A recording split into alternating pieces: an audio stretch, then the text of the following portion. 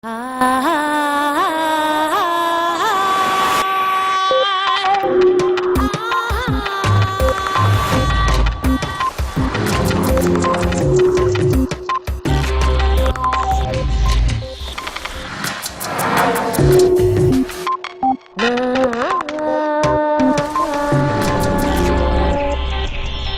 educación está reprimiendo los talentos y habilidades de muchos estudiantes y está matando su motivación para aprender. Ken Robinson. En los últimos 50 años, las esferas económica, cultural y personal han dado un vuelco en el mundo entero. Y sin embargo, los sistemas educativos no han movido un ápice sus programas y sus objetivos. ¿Por qué se aburren los niños y niñas en el colegio? ¿Por qué llegan al mundo adulto sin tener idea de sus propios talentos y capacidades? El líder en educación y creatividad, Ken Robinson, llama hoy en redes a demoler una educación nacida para y por las sociedades industriales. La sociedad de la información actual necesita jóvenes creativos y motivados.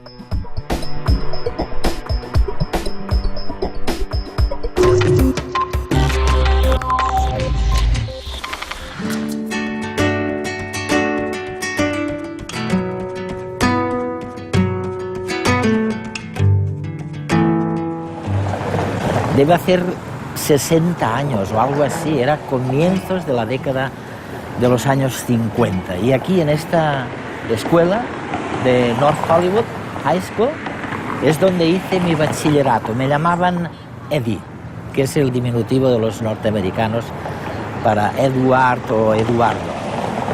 Y seguramente, con toda certeza, en la escuela siguen destilando contenidos académicos en los cerebros. Lo que hay que hacer es enseñar cosas distintas de las que me enseñaron en los años 50 en esta North Hollywood High School. ¿Por qué distintas? Porque lo que nos enseñaban entonces estaba muy bien para el mundo industrializado, para conseguir trabajo en el mundo que había salido de la revolución industrial. Pero no nos enseñaban lo que hace falta para innovar, para ser creativo. Y para eso, básicamente, hoy día sabemos que lo que hace falta es ayudarnos a elegir, ayudar a los jóvenes, ayudar a los hijos y a las hijas a elegir primero cuál es su dominio, cuál es lo que de verdad les gusta y no tanto lo que está ocurriendo fuera de ellos mismos.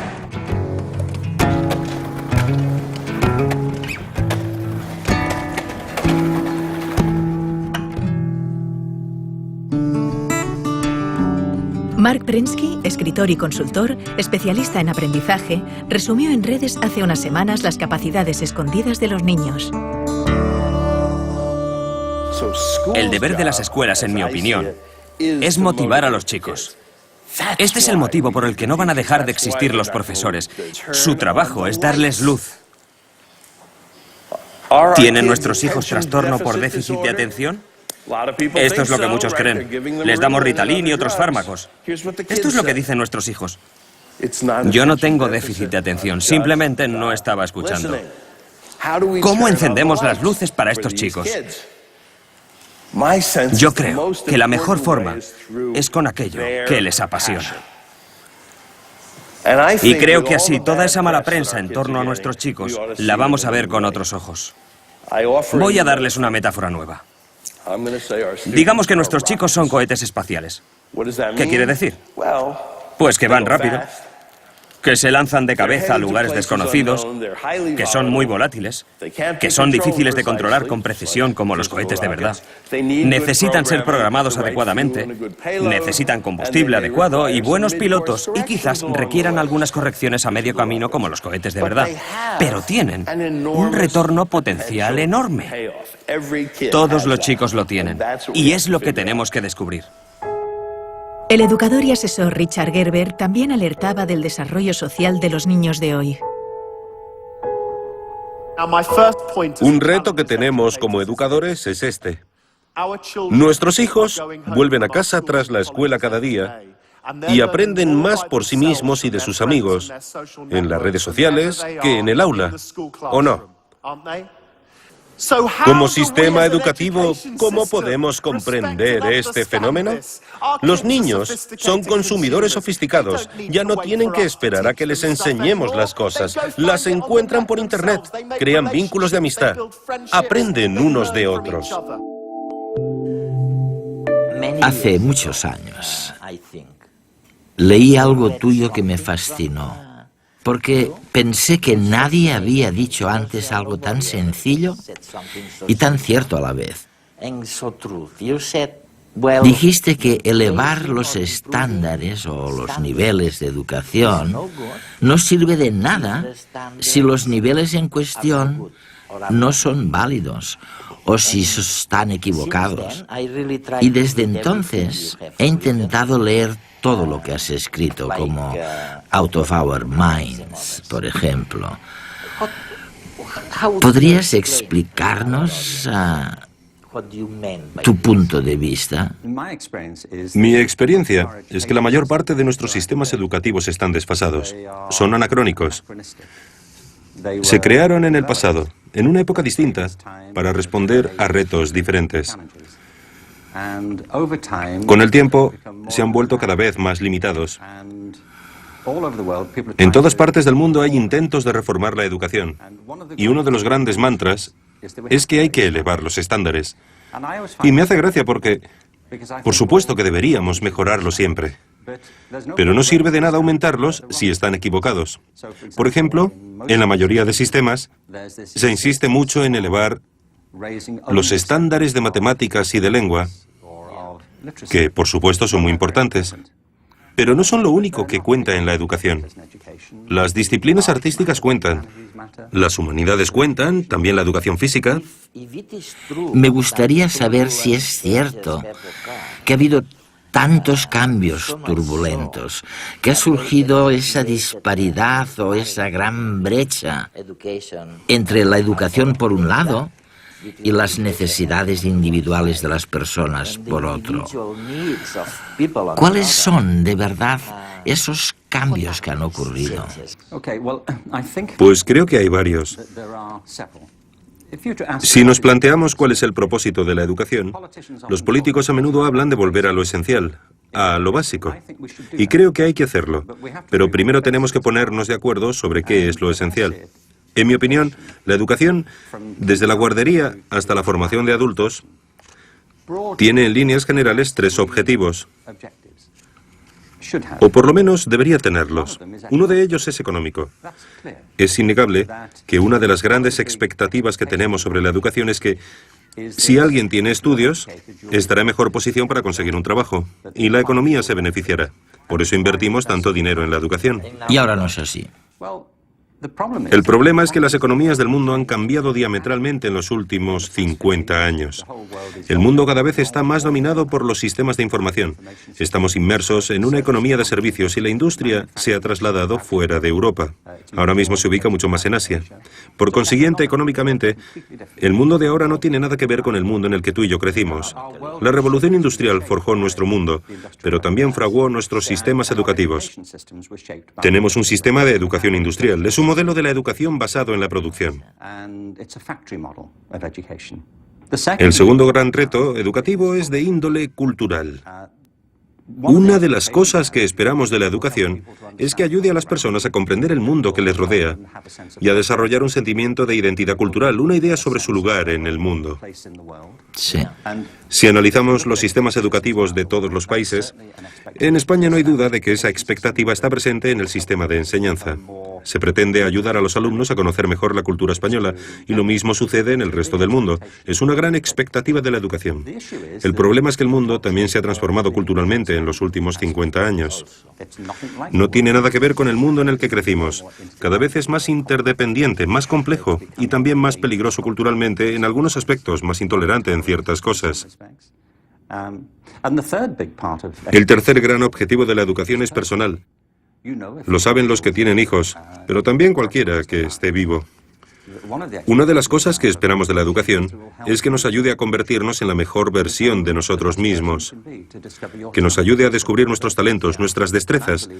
Y creo que la educación ha fracasado estrepitosamente en ese sentido, puesto que muchos acaban sus estudios sin descubrir lo que se les da bien, sin averiguar jamás sus talentos. Muchos pasan por la escuela y llegan a la conclusión de que carecen de cualquier talento. Y esto sucede porque en el fondo tenemos una visión de las aptitudes muy limitada. También ha habido cambios en ese sentido. Vemos pues que hay cambios en nuestra noción de inteligencia, pero también en la cultura, que ha cambiado y se ha complicado, por no hablar de hasta qué punto se ha revolucionado económicamente el mundo. Tenemos pues tres grandes cambios que probablemente explican esta ansiedad que surge de la disparidad entre el mundo educativo y las necesidades económicas, culturales e individuales.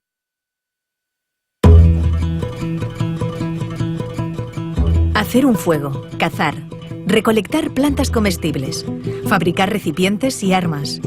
Nuestros antepasados aprendían unos de otros las actividades de la vida cotidiana. Los conocimientos se adquirían a través del contacto con los demás y la repetición. Hasta que miles de años después se inventó la escritura, la primera gran revolución en el aprendizaje. Entonces, los textos comenzaron a vehicular buena parte del conocimiento. También cambiaron, claro, las cosas que aprendía la gente. Nacieron las primeras escuelas. En ellas, un individuo, el profesor, tenía unos conocimientos que dictaba a una serie de alumnos, que los aprendían. En el siglo XVIII, cuando se produjo la Revolución Industrial, se comenzaron a regular los sistemas educativos. El objetivo era preparar a los trabajadores que luego estarían a cargo de las cadenas de montaje en las fábricas. Individuos que hacían lo mismo una y otra vez durante muchas horas al día.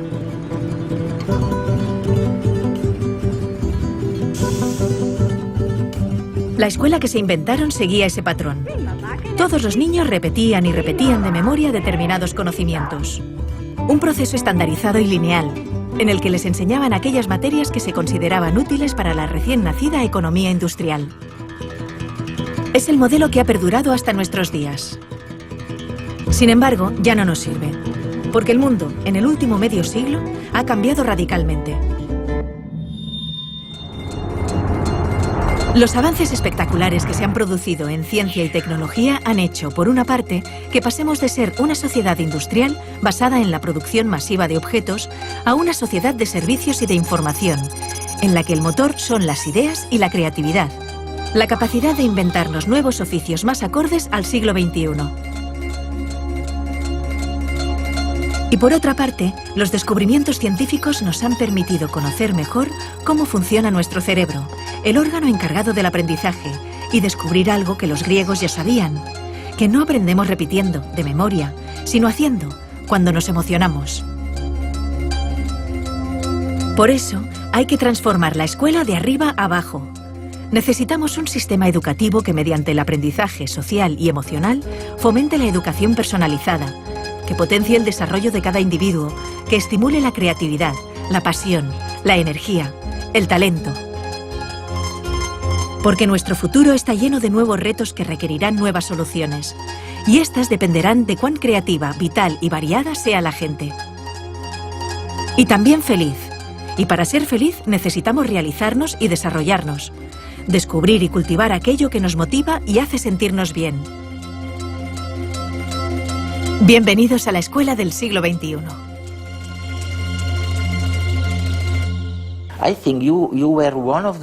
Creo que fuiste uno de los primeros del sector educativo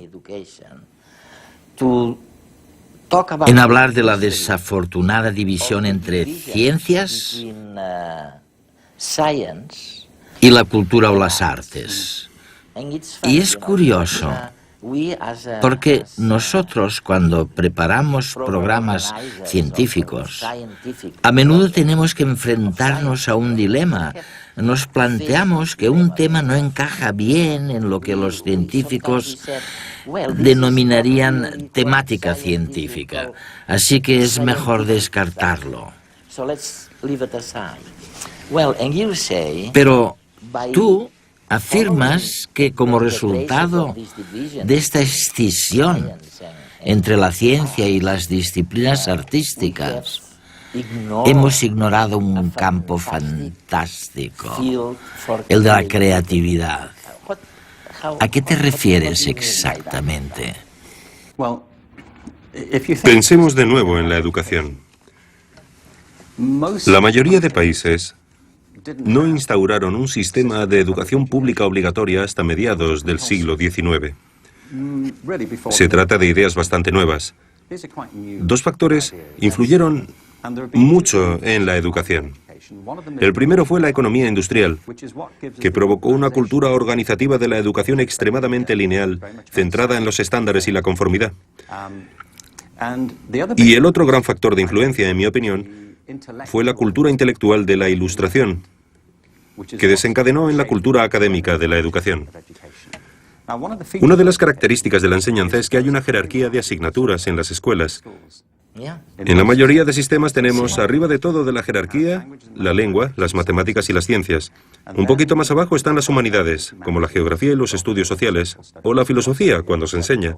Y debajo de todo están las disciplinas artísticas. Hay poquísimos sistemas educativos, no conozco ninguno de hecho, que enseñen danza con el mismo rigor y sofisticación con el que se enseñan matemáticas. ¿Por qué hay esta jerarquía? Muchos te dirán, es evidente, tiene que haber una jerarquía.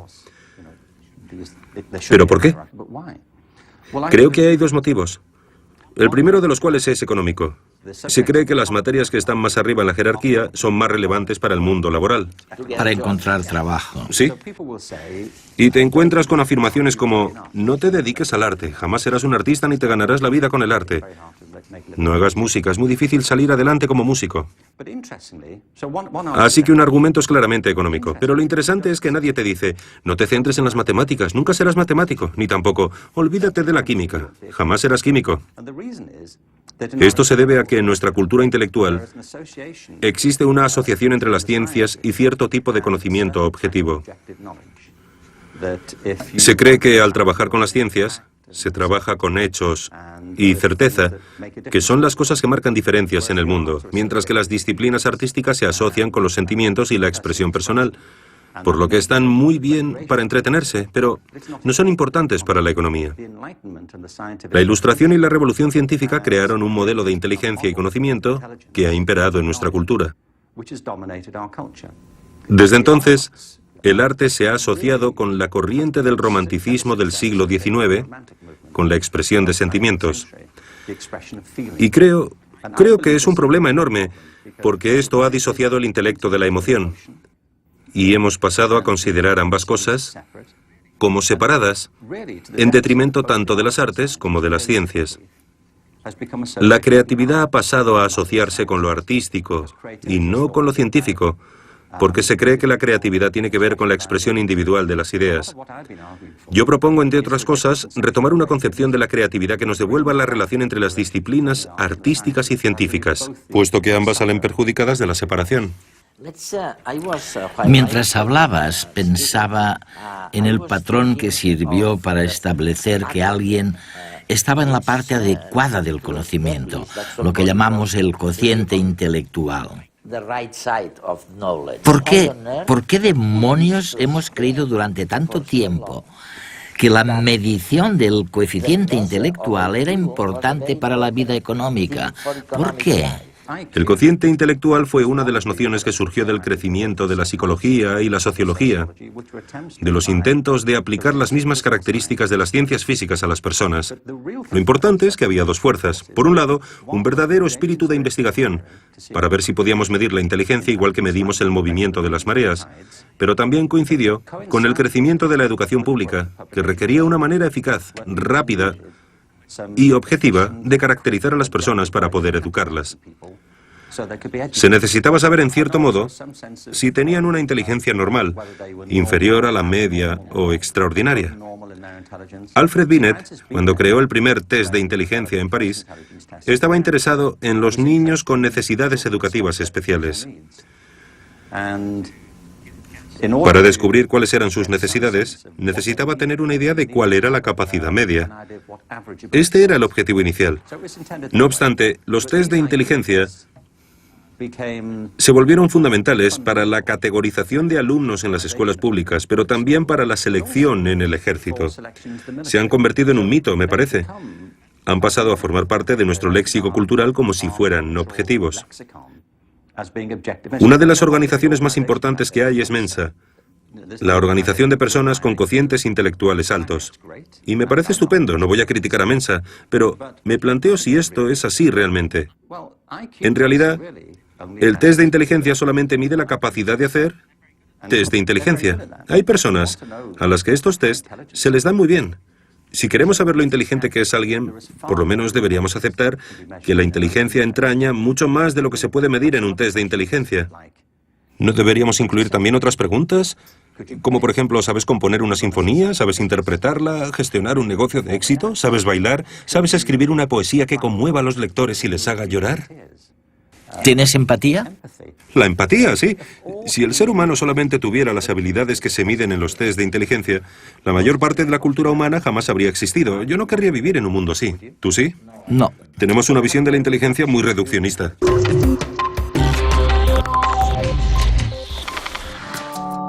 El psicólogo Mark Greenberg recordaba en redes la problemática de los profesores frente a los nuevos retos de la educación.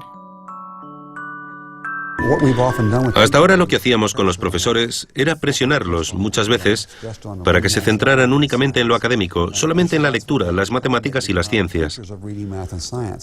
Y en eso se han convertido, en profesores de lectura, de matemáticas y de ciencias. Pero la mayoría de profesores eligieron la profesión porque querían llevarse bien con los niños. Les gustan los niños y quieren pasar tiempo con ellos, educarlos, prepararlos para la vida. Y conforme se lo vamos permitiendo y les brindamos más habilidades para hacerlo, descubren que disfrutan mucho más enseñando. Para Richard Gerber, el valor de la educación está en el camino, no en la meta. En cierto modo hemos olvidado que lo bueno de la educación está en realidad en la experiencia, en el momento, en la alegría de descubrir algo, en la satisfacción de tener una pregunta y poder buscar una respuesta, y no necesariamente en la propia respuesta. Creo que muchos niños y muchos profesores en el sistema educativo se sienten frustrados porque, por culpa de las presiones y la obsesión por los resultados, la magia del viaje se ha disipado. Me parece que este es el motivo por el que cada vez hay más niños que abandonan los estudios enseguida que pueden, porque no ven en ellos ninguna pasión, ninguna emoción. Y es a raíz de esta fijación con el destino final que ignora la alegría de lo que pasa por el camino. Pero, ¿cómo voy a estar atento en clase? Datos y datos, fórmulas, información... Si ya no me acuerdo de lo que estudié el año pasado. Que si la capital de Ecuador es Quito... Pero estoy seguro que eso está en Google. Me parece que nos enseñan igual que antes. Nos educan igual que a mis padres y a mis abuelos. Y a los padres de mis abuelos. Así es difícil estar motivado.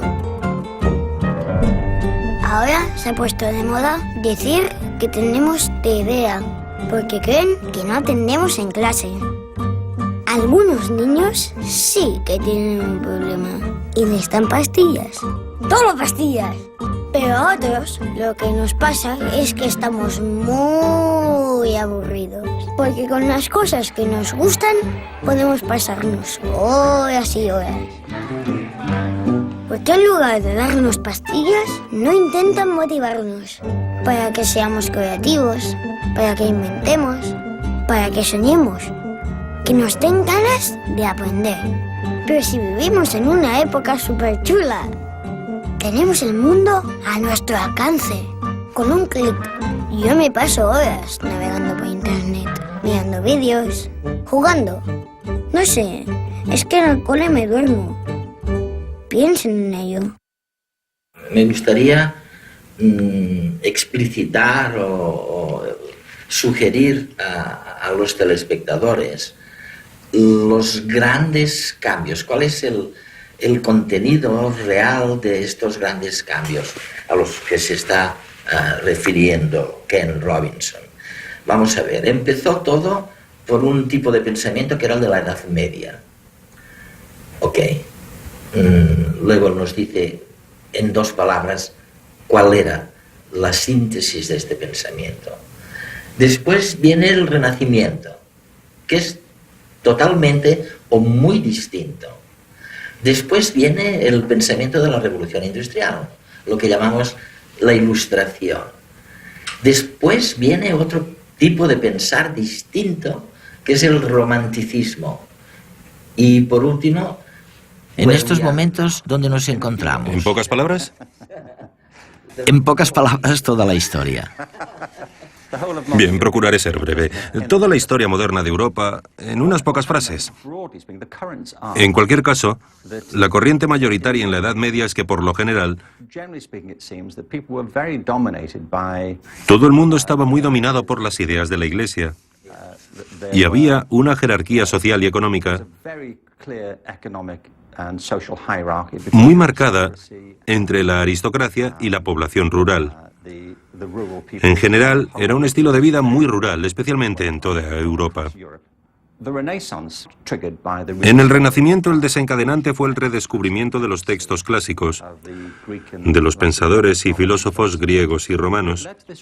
Esto condujo a un renovado interés por la vida intelectual y la belleza, y a nuevas maneras de reconsiderar nuestro lugar en el mundo. Se produjeron varios cambios importantísimos, por ejemplo, el trabajo de Copérnico y Galileo, que plantearon la posibilidad de que tal vez la Tierra no fuera el centro del universo de Dios, y eso supuso una especie de terremoto ideológico, con enormes cambios en la manera de ver las cosas de la gente. Lo más importante es que la inmensa mayoría de gente ya no tenía que depender de los argumentos y la autoridad de una minoría culta del clero, porque la invención de la imprenta generalizó el acceso a las ideas. La gente podía leer por sí misma las ideas y distribuirlas. Ha habido varios ejemplos de tecnologías absolutamente revolucionarias, como la imprenta. La televisión también fue una de ellas, y creo que la cultura digital de ahora también lo es. Pero supongo que si hubiera que definir el gran cambio en unas pocas palabras, diría que la conciencia humana ha ido expandiéndose más y más hacia afuera. Hemos dejado de mirarnos el ombligo para intentar ser más objetivos sobre nuestro lugar en el mundo y el orden de las cosas, a medida que pasábamos de la Edad Media al Renacimiento y a la Ilustración. En líneas generales, dejamos de considerarnos el centro de la creación de Dios para vernos como parte de un cosmos mucho mayor. Ahora mismo, nuestra generación, y con esto no me refiero a ti y a mí, sino a toda la generación de personas que habitan en la Tierra ahora, a todos los que convivimos en el planeta, tenemos que enfrentarnos a retos que carecen de precedentes en toda la historia de la humanidad. Uno de los motivos por los que defiendo con tanta pasión que hay que modificar la educación y replantearse la creatividad es porque me parece que, a no ser que cambiemos nuestra manera de pensar en nosotros mismos, no estaremos a la altura de los desafíos a los que nos enfrentamos ahora. Y si no hacemos frente a los retos, las consecuencias podrían ser desastrosas.